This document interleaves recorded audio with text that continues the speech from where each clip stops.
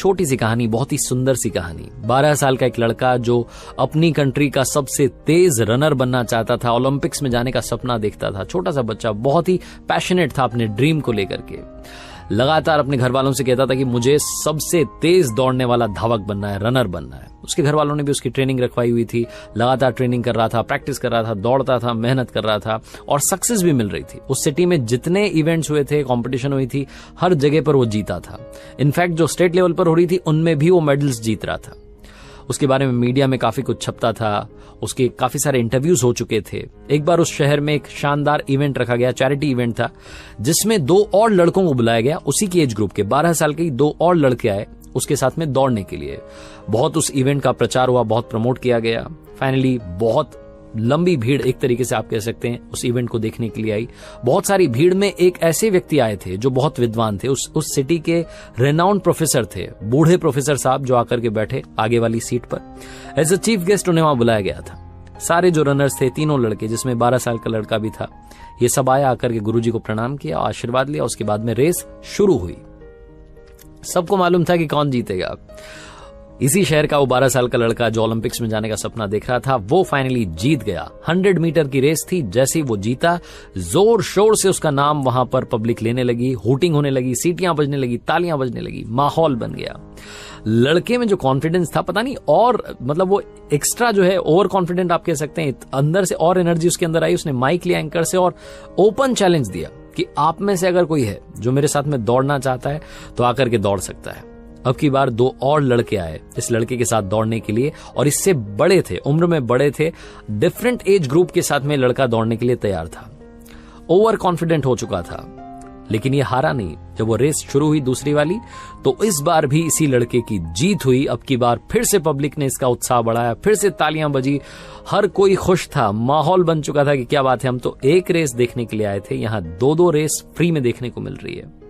अब की बार ये लड़का गया, जाकर के वो जो गुरुजी थे, जो प्रोफेसर आकर के बैठे हुए थे, उनको प्रणाम किया और कहा कि सर, देखा आपने, कमाल, 12 साल की एज हुई है, बड़े बड़ों को हरा दिया।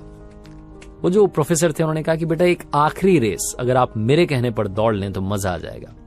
लड़के का कॉन्फिडेंस 7वें आसमान पर था। उसने कहा, हाँ जी, आप बताइए किन के साथ दौड़ना है। जो बूढ़े प्रोफेसर थे, जो विद्वान थे उस शहर के, उन्होंने अब 2 नए चैलेंजर्स इस लड़के के सामने रखे। एक तो दिव्यांग व्यक्ति थे जिनको दिखता नहीं था, ठीक से दिखाई नहीं दे रहा था, और दूसरी एक बूढ़ी अम्मा थी जिनकी एज काफी हो चली थी, सीनियर सिटीजन थी। उन दोनों के साथ में इस 12 साल के लड़के को दौड़ना था। इसकी तो मतलब हवाइयां उड़ गई, एकदम से सारा कॉन्फिडेंस, सारी एनर्जी गायब हो गई। इसने पूछा कि सर, ये क्या हो रहा है, कहां मैं और कहां ये, इनके साथ में रेस करनी है? उन्होंने कहा, हाँ, आपको इन्हीं 2 के साथ में दौड़ना है। तीसरी रेस शुरू हुई, सीटी बजी, इस लड़के ने दौड़ना शुरू किया, दौड़ता चला गया और जाकर के फिनिशिंग लाइन पर पहुंच गया। लेकिन अब की बार किसी ने भी सीटी नहीं बजाई। स्टेडियम में सन्नाटा था। वो जो सारी भीड़ आई थी, इतने सारे लोग आए थे, चुपचाप बैठे थे। इस लड़के ने पीछे मुड़ करके देखा, वो जो 2 साथ में इसके दौड़ने वाले थे, जो 2 खिलाड़ी थे, 2 चैलेंजर थे, जिनमें से एक दिव्यांग थे जिन्हें दिखाई नहीं दे रहा था, और दूसरी वो बूढ़ी अम्मा थी, सीनियर सिटीजन थी, वो दोनों वहीं के वहीं खड़े थे। ये दौड़ करके प्रोफेसर साहब के पास गया, जाकर के बोला कि सर, ये क्या हुआ, मैं जीत गया लेकिन किसी ने भी ताली नहीं बजाई, कोई खुशी नहीं दिख रहा है। जो प्रोफेसर थे उन्होंने कहा कि काम करना, अब आप जाना और आपके जो 2 साथी खिलाड़ी हैं उनके साथ में रेस कंप्लीट करना। ये लड़का वापस आया। चौथी बार रेस शुरू हुई। इस लड़के ने दौड़ना शुरू नहीं किया बल्कि चलना शुरू किया, उन दोनों का हाथ पकड़ के। एक तरफ दिव्यांग थे जिन्हें दिखाई नहीं देता था, और दूसरी तरफ बूढ़ी अम्मा थी। अपनी लाइफ की सबसे स्लो रेस में पार्टिसिपेट कर रहा था।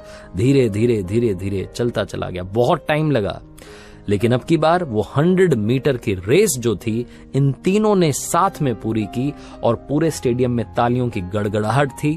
लोगों ने स्टैंडिंग ओवेशन दिया, लोग सलाम भेज रहे थे, प्यार भेज रहे थे, लगातार तालियां बज रही थी, तालियां रुकी नहीं रही थी।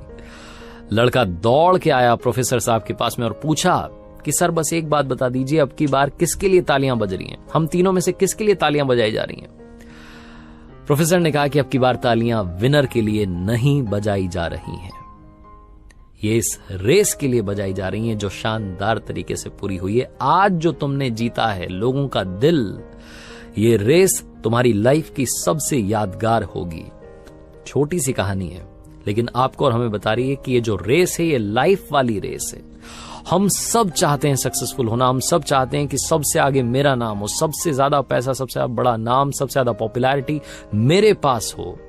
लेकिन हम भूल जाते हैं कि इस रेस में दौड़ते दौड़ते दौड़ते जब हम फिनिशिंग लाइन तक पहुंच जाते हैं सबसे आगे, तो हमारे पीछे कोई नहीं होता है। वो सारे उधर स्टार्टिंग लाइन पर खड़े हुए हैं।